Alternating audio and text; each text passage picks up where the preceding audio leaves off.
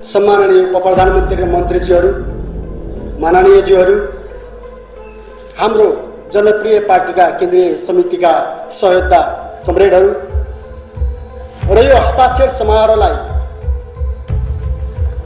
नजिकबाट स्पर्श गर्नको लागि यो समारोहमा आफ्नो उत्साहपूर्ण सहमति दिनको लागि उपस्थित पत्रकार बन्धुहरू, सुरक्षा निकाय लगायत यो हल र बाहिर उपस्थित सबै मित्र र जनसमुदायहरू सबैमा हाम्रो पार्टीको तर्फबाट न्यानो लाल सलाम व्यक्त गर्न चाहन्छु।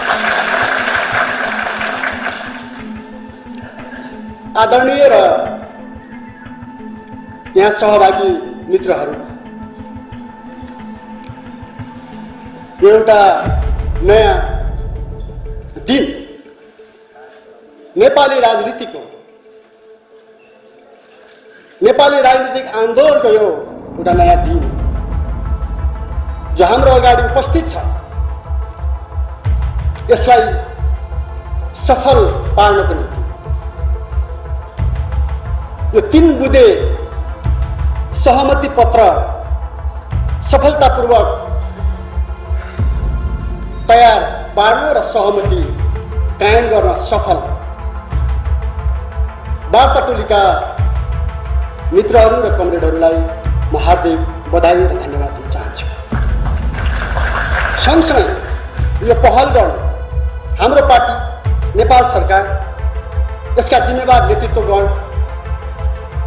र यसलाई सफलतातर्फ अग्रसर गराउनको लागि विभिन्न क्षेत्रबाट भूमिका पुरा गर्न कानुनविद, मानवाधिकारवादी, पत्रकार बन्धुहरू, साहित्यकार, बुद्धिजीवीहरू, कलाकारहरू, सुरक्षा निकायका सेना प्रहरीका मित्रहरू, विभिन्न क्षेत्रमा भूमिका पुरा गर्ने हाम्रा अन्य कम्युनिस्ट पार्टी हाम्रा मित्रहरू, कमरेडहरू, विभिन्न तरिकाले हामीसँग आबद्ध भएर नजिकबाट सुझाव दिने मित्रहरू सबैलाई म यो अवसरमा सम्मान गर्न चाहन्छु र धन्यवाद दिन चाहन्छु। किनकि यो सहमति केवल नेपाल सरकार र नेपाल कम्युनिस्ट पार्टीको मात्रै कुरा होइन। यो सहमति केवल पार्टीको कुरा मात्रै होइन र केही नेताहरूको कुरा होइन। यो सहमतिको पछाडि हाम्रो त्यो भित्र लुकेको एउटा महान आकांक्षा छ। नेपाल देशलाई एउटा आत्मनिर्भर, स्वाधीन र सुन्दर देश बनाउने हाम्रो सपना यो भित्र छ। यो भित्र देशमा दीर्घ शान्ति, स्थिरता र नेपाली जनताको अहिलेसम्म पुरा नभएको समृद्धिको आकांक्षा, नेपालका युवाहरूभित्र हुर्किएको एउटा समृद्ध जीवनको चाहना यो भित्र रहेको छ। त्यसैले यसलाई पुरा गर्नको लागि जसरी हामीले सम्पूर्ण क्षेत्रबाट एउटा सकारात्मक सहयोग प्राप्त गर्यौं, हामी खुसी छौं र हामी धन्यवाद दिन चाहन्छौँ।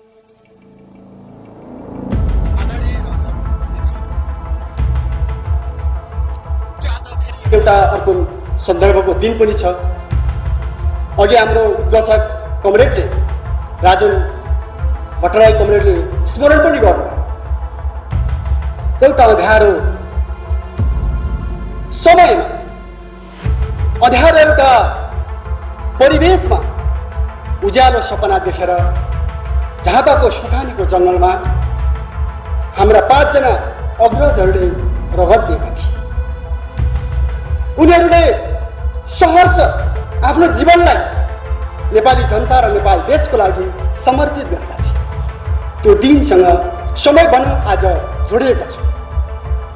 त्यसकारण आजको दिनमा जो शहीदहरूले एउटा निश्चल सपना देख्दै, एउटा उत्कृष्ट आकांक्षा राख्दै नयाँ भविष्यको निम्ति नेपाली जनताको सुखद भविष्यको निम्ति थियो, त्योसँग जोडिएको यो दिन जसलाई हामीले शहीद सप्ताह भनेर मनाउने गरेका छौँ।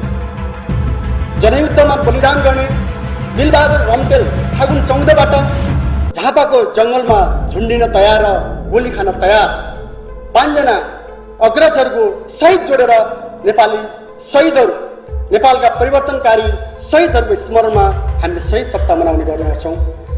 समय भन्नुपर्छ आज हाम्रो त्यही दिन परेको छ। आज बिहानै अवसर पनि जुट्यो र हामी एउटा गाउँमा बस्दै गर्दा हामीलाई शहीद आमाले टीका लगाइदिनु र एउटा उहाँले भन्नुभयो आजसम्म धेरैका इच्छा पुरा भए तर शहीदको चाहना पुरा भइसकेको छैन। नेपालका जनताको चाहना पुरा भएको छैन। हामी दुःख गरी खाने नेपालीको चाहना पुरा भएको छैन। त्यसैले तपाईहरु त्यहाँ हस्ताक्षर गर्दा यो सम्झेर गर्नुहोला र हामीलाई के अनुभूति भएको छ कमरेडहरू र मित्रहरू, उहाँको कुरा सुन्दा हामीले भन्नुपर्ने हामीभित्र एउटा चाहिँ भावना उम्लिने गर्छ कि हामी जुन उद्देश्य लिएर कम्युनिस्ट आन्दोलनमा सहभागी बन्यौँ, हाम्रा अग्रजहरू सहभागी बन्नुभयो, दुःख नपाउने कम्युनिस्ट नेता छैन। मृत्युको नजिक नपुगेर फर्केको नेता पनि छैन। सबैभन्दा कठिन समय, सबैभन्दा कठिन खालका परिस्थितिहरू झेलेको हामीसँग कोही पनि नेताहरू छैन। हामी यो परिवेशमा छौँ। त्यसैले यो अवसरमा म सबै आदरणीय शहीदहरूलाई सम्मान गरौँ, शहीद परिवारलाई विश्वास दिलाउँ कि हामी जे सपना देखेर यो कम्युनिस्ट आन्दोलनमा लाग्यौँ, हाम्रो जीवन यहाँ बलिदान गर्छौँ तर शहीदको सपना मर्नु हुँदैन। हाम्रो हाम्रो हाम्रो एउटा त्यो प्रतिबद्धता छ मित्रहरू, त्यो लिएर म तपाईँहरूको बिचमा उभिएको छु, यहाँहरूको बिचमा उभिएको छु। बेपत्ता योद्धाहरूको कुरा गर्नुहोस्, हाम्रो घाइतेहरूको कुरा गर्नुहोस्, या नेपाली परिवर्तनकारी आन्दोलनमा अहिलेसम्म अपाङ्ग भएर बसिराखेका हाम्रा योद्धाहरूको कुरा गर्नुहोस्। हामी सबैलाई यति बेला सम्झिनुपर्छ र सम्मान गर्नुपर्छ र हामी उनीहरूको चाहनालाई पुरा गर्ने एउटा प्रतिबद्धता गर्नुपर्छ। म यति राख्न चाहन्छु। अहिले पनि हाम्रा कमरेडहरू थुप्रै 150 भन्दा बढी कमरेडहरू जेलमा हुनुहुन्छ, छुट्दै पनि आउनुभएको छ। कमरेड कञ्चन समयले यहाँ आइपुग्नु भएको छ होइन, छुटेर र उहाँलाई म यहीँबाट स्वागत पनि गर्न चाहन्छु र हाम्रा धेरै साथीहरू अब सायद छुट्नुहुनेछ र हामी एउटा मुक्त आकाशमा फेरि मिलन हुनेछ। हाम्रो विश्वास छ, यो वातावरण बनेको छ। यसको लागि नेपाल सरकार र नेपाल कम्युनिस्ट पार्टी हामी दुवैले एउटा जिम्मेवारी पुरा गरेको अनुभूति भएको छ। मित्रहरू, समाजमा 4 थरी मान्छेहरू देखिन्छ। एक थरी शोषक छन् र उत्पीडक छन्, एक थरी श्रमिक छन्, उत्पीडित छन् तर उनीहरू बोल्न सक्दैन। तेस्रो थरी मान्छेहरू अलिअलि गुनगुन त गर्छन्, गुनासो त राख्छन्, तिनीहरू उठ्न सक्दैन, जाग्न सक्दैन। तर हामी कम्युनिस्ट, हामी जति बेला अन्याय हुन्छ, जति बेला आफ्ना मान्यताहरूमा घात लागेको, मान्यताहरूमाथि हमला भएको महसुस हुन्छ, आफ्नो देशमाथि अतिक्रमण भएको या कसैले हस्तक्षेप गरेको अनुभूति हुन्छ, अर्का नागरिकहरू छन् जो उनीहरू विद्रोह गर्छन्। हामी कम्युनिस्टहरू हाम्रा मान्यताहरूमाथि हमला हुँदाखेरि, हाम्रो आकांक्षामाथि हमला हुँदाखेरि, हाम्रो देशमाथि धावा हुँदा, हाम्रो देशमाथि कसैले अलिकति गिद्ध दृष्टि लाउँदा हामी विद्रोह गर्छौँ। हामी विद्रोह गर्ने मान्छेहरू र विद्रोह गर्दै अहिलेसम्म आएका छौँ। तर कम्युनिस्टहरू विद्रोह मात्रै गर्दैन। जब परिस्थिति बदलिन्छ, परिस्थिति बदलिएको स्थितिमा र राज्यले आफ्नो भूमिका पुरा गरेको स्थितिमा कम्युनिस्टहरू भनेका शान्तिका दूत पनि हो। विद्रोहका योद्धा मात्रै होइनन्, शान्तिका दूत पनि यो संसारमा कोही छ भने कम्युनिस्ट नै छ। सम्पूर्ण उत्पीडनलाई मिल्काएर समाजमा दीर्घकालिक ढङ्गले न्यायपूर्ण समाज स्थापित गर्ने विचार दृष्टिकोण र आकांक्षा कहीँ छ भने त्यो कम्युनिस्ट आन्दोलनसँग छ। त्यो हामीलाई विश्वास छ। त्यसैले त्यो आकांक्षा सहित हामीले सङ्घर्ष गरेका छौँ र आजको परिवेश बदलिएपछि हामीले भनेका छौँ 3 बुँदेमा नेपाल कम्युनिस्ट पार्टी प्रतिबद्ध छ। यसलाई हामी पालना गर्छौँ, यसलाई हामी दृढतापूर्वक भन्छौँ। यहाँ कसैले पनि कहीँबाट पनि आशंका या विभिन्न ढङ्गले यसलाई उत्तेजनात्मक या अर्को ढङ्गले कुतर्क गर्न जरुरी छैन। तर हामी प्रतिबद्ध छौँ, यसलाई हामी पालना गर्छौँ। हामीलाई के लागेको छ भने नेपाली समाज रूपान्तरणको प्रक्रियामा अगाडि बढिरहेको छ। लामो यो प्रक्रियामा यहाँसम्म आउँदाखेरि हामीले देखेका छौँ सामाजिक रूपान्तरण, राज्यको रूपान्तरण र जीवनको रूपान्तरण पुगेको छैन। त्यसले हामीले कुराकानी गर्थ्यौँ पहिला पनि हामी यो एक प्रकारले कर्णाली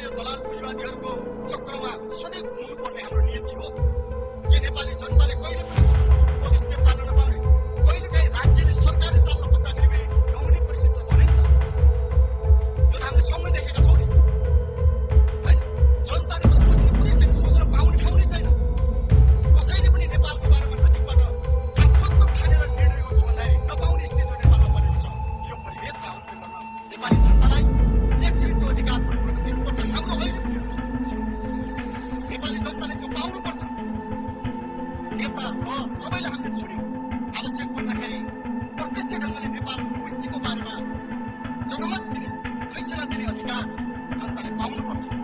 हामी यहाँबाट आग्रह गर्न एकदम हार्दिक हृदयदेखि हामी सबैलाई आग्रह गर्न चाहन्छौँ, हामी तयार छौँ। कम्युनिस्टहरू मान्छे भन्छन् युद्धको अन्त्य कसैले गर्छ, विश्वभरि कम्युनिस्टले मात्र गर्छ। कम्युनिस्ट जुन दिन विजय हुनेछ संसारमा, सम्पूर्ण हतियार र युद्धको अन्त्य हाम्रो त्यो विश्वास छ। किनकि उत्पीडनको अवस्था अन्त्य हुने बेला युद्धको कुनै पनि स्थान रहने छैन। त्यसको लागि हाम्रो विश्वास के छ आदरणीय र मित्रहरू, कमरेडहरू, कि हामीले एकचोटि नेपाली जनतालाई हात दिनुपर्छ। त्यसो भनेर हामी उत्तरको तरिकाले जाउँ यसो होइन। एकचोटि गम्भीरतापूर्वक छलफल यो गर्नै पर्छ। घुम्दै घुम्दै रुम्जा टार पुर्याउने र रुम्जा टार पुर्याएर घोडामा चढ्ने जो खालको परिस्थिति नेपाली राजनीतिमा देखिन खोज्यो, यसलाई हामीले बदल्न एउटा अग्रगामी अग्रजहरूमा भन्छु हामी सबैले सोच्ने अहिले यही र त्यही यो पनि होइन, तर हामी खुल्ला हुनुपर्छ। हामी खुल्ला छौँ। हाम्रो पार्टी, हाम्रो नेपाल कम्युनिस्ट पार्टी, हामीले भनेका छौँ हामी सहकार्य गर्न, हातेमालो गरेर अगाडि बढ्न हामी तयार छौँ। तर हामी यहीँ पनि भन्छौँ कसैले हामीलाई हस्तक्षेप गर्यो भने, कुनै विदेशीले हामीलाई चाहिँ हमला गर्न खोज्यो, हेप्न खोज्यो भने हाम्रो जीवन यो धरतीमा गाडिन्छ, तर हामी छुट्ने यहाँ सम्झौता गर्छ। हाम्रो यो प्रतिबद्धता छ।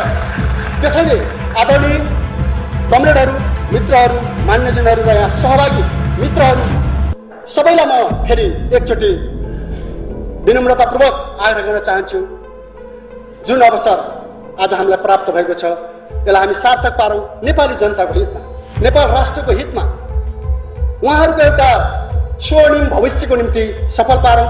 अवश्य पनि हामी सफल हुनेछौँ। हाम्रो पार्टीको तर्फबाट त्यसलाई पालना गर्ने कुरा म यहाँ नेपाल सरकारलाई, वार्ता टोलीलाई, हाम्रा अग्रजहरूलाई, सबै मित्रहरूलाई होइन सबैलाई आश्वस्त पार्दै आफ्नो कुरा टुङ्ग्याउन चाहन्छु। हवस् त, धन्यवाद।